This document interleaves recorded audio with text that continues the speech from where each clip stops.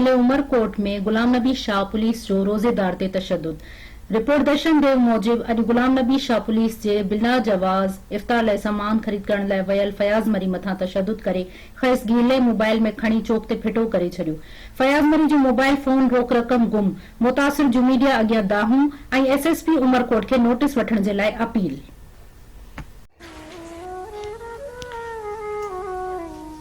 तव्हांजो नालो छा आहे? छा मसइलो आहे?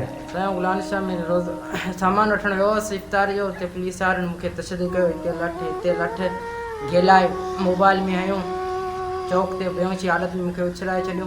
हाणे एसएसपी उमरकोट खे मुंहिंजी अपील आहे मूंसां इंसाफ़ कनि। तव्हां रोज़े में हुआ? जी जी हा। तव्हां छाजे लाइ गुलाम नबी शाह विया? साईं इफ़्तारी पार्टी जो सामान वठण। किथे किथे धक हयूं? साईं हिते जाम तशद्दुद करे मूंखे चौक जे मथे उछलाए छॾियो। हाणे तव्हां अपील एसएसपी खे करियो था तव्हां सां इंसाफ़ कयो? जी हा, असांखे इंसाफ़ खपे।